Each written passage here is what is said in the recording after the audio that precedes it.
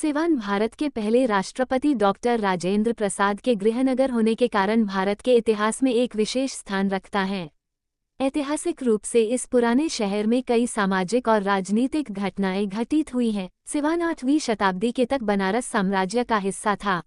मुसलमान यहाँ 13वीं सदी में आए थे। 17वीं सदी के अंत में पहले डच और उनके पीछे अंग्रेज यहाँ आए। बक्सर की लड़ाई के बाद सिवान को बंगाल का हिस्सा बना दिया गया। स्वतंत्रता आंदोलन के दौरान सिवान ने भी प्रमुख भूमिका निभाई। सिवान को ये नाम शिवमन नाम का एक बंद राजा से मिला है, जिसका वंशज ने बाबर के आगमन तक इस क्षेत्र पर शासन किया था। महाराजगंज, जो सिवान जिले का एक अनुमंडल है, शायद उसका नाम वहाँ के महाराजा की गद्दी से मिला हो सकता है। सिवान को अली बख्श, जो इस क्षेत्र के जागीरदारों के पूर्वजों में से एक के नाम के कारण अलीगंज सावन के नाम से भी जाना जाता है। सिवान के नामकरण के बारे में एक और कहानी भी है। भोजपुरी भाषा में सिवान शब्द किसी स्थान की सीमा को दर्शाता है। ये नेपाल की दक्षिणी सीमा का निर्माण करता है, इसलिए नाम। जो कुछ भी असली कारण है, सिवान के इतिहास में बहुत महत्व है, न कि सिर्फ आधुनिक इतिहास बल्कि प्राचीन इतिहास भी। सिवान से जुड़े बहुत सारे पौराणिक महत्व के स्थान हैं। दारौली क्षेत्र में स्थित दोन में एक किले के खंडहर हैं, जो महाभारत में महान गुरु द्रोणाचार्य का कहा जाता है, जो कौरवों और पांडवों को पढ़ाते थे और महाभारत युद्ध में एक प्रमुख व्यक्ति थे।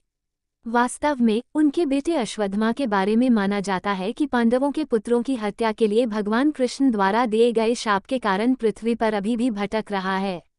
दोन एक स्तूप के लिए भी जाना जाता है। ऐसा माना जाता है कि दोन एक स्थानीय ब्राह्मण का नाम था, जिसने बुद्ध के अंतिम अनुयायियों जिसमें बुद्ध की अस्थि वितरित की जा सकती थी के बीच एक पात्र में रखी हुई बुद्ध की अस्थि विवाद को हल करने में सहायता प्रदान की।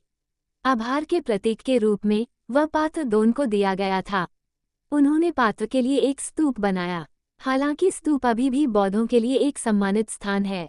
वास्तव में प्रसिद्ध चीनी यात्री ह्युसेन त्सांग ने अपने यात्रा के दौरान दोन के बारे में उल्लेख किया है। ये भी माना जाता है कि बुद्ध ने अपना आखिरी सांस यही ली थी। हाल ही में भेरबानिया गांव में एक वृक्ष के नीचे से खुदाई में भगवान विष्णु की शानदार प्रतिमा मिली, जिससे पता चलता है कि इस क्षेत्र में भगवान विष्णु के बहुत से अनुयायी थे। स्वतंत्रता आंदोलन के दौरान सिवान स्वतंत्रता संग्राम के प्रमुख केंद्रों में से एक था। स्थानीय लोगों की बहादुरी और लड़ने की भावना के लिए इस क्षेत्र का उल्लेख किया गया था।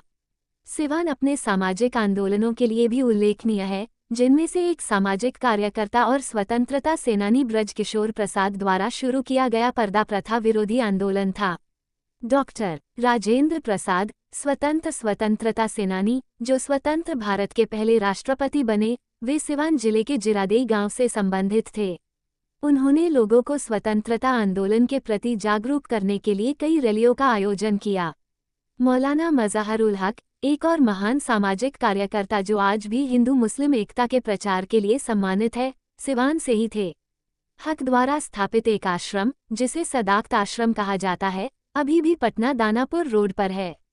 सिवान के उल्लेखनीय स्वतंत्रता सेनानी डॉक्टर राजेंद्र प्रसाद, मौलाना मज़हरुल हक, श्री महेंद्र प्रसाद, डॉक्टर राजेंद्र प्रसाद के बड़े भाई डॉक्टर सैयद मोहम्मद, श्री ब्रजकिशोर प्रसाद और श्री फुलेना प्रसाद वर्तमान सिवान जिले के कुछ ऐसे लोग हैं जिन्होंने स्वतंत्रता प्राप्त करने में महत्वपूर्ण भूमिका निभाई। भारत छोड़ो आंदोलन के दौरान नरेंद्रपुर के उमाकांत सिंह रमन जी ने शहादत को प्राप्त किया। सिवान के जवाला प्रसाद और नर्मदेश्वर प्रसाद ने जयप्रकाश नारायण को हजारीबाग केंद्रीय जेल से भागने के बाद मदद की। इस देश के सबसे प्रसिद्ध साहित्यकार में से एक पंडित राहुल सांकरित्यायन ने यहाँ 1937 से 1938 के बीच किसान आंदोलन की शुरुआत की। चंपारण यात्रा के दौरान महात्मा गांधी और मदन मोहन मालवीय ने सिवान का दौरा किया एवं डॉक्टर राजेंद्र प्रसाद के घर में जिरादेई में एक रात बिताई। सिवान जिले का निर्माण। जिले के क्षेत्राधिकार में बड़े बदलाव सिवान जिले के निर्माण और इसके परिणामस्वरूप हुए परिवर्तनों से हुआ था और 10 जून 1970 के त्रिवेदी पंचाट के कार्यान्वयन के कारण क्षेत्राधिकार में पर्याप्त बदलाव आया। सिवान को 1972 में एक जिले के रूप में घोषित किया गया, जिसमें गोपालगंज अनुमंडल के 10 प्रखंड और सिवान अनुमंडल के 13 प्रखंड शामिल करने का प्रस्ताव था। दो प्रखंड भगवानपुर और सिवान के बसंतपुर को प्रस्तावित मरहौरा अनुमंडल के अधिकार क्षेत्र में जोड़ा जाना घोषित किया गया था। लेकिन एक वर्ष बाद 1973 में गोपालगंज को उसके 10 प्रखंडों के साथ एक अलग जिला बनाया गया और इस तरह सिवान ने भगवानपुर और बसंतपुर ब्लॉक सहित अपने मूल 15 ब्लॉक का गठन किया। वर्तमान में 4 और ब्लॉक लकड़ी नबीगंज, नौतन, जिरादेई और हसनपुरा ब्लॉक बनाए गए हैं। ये सभी कार्यरत है।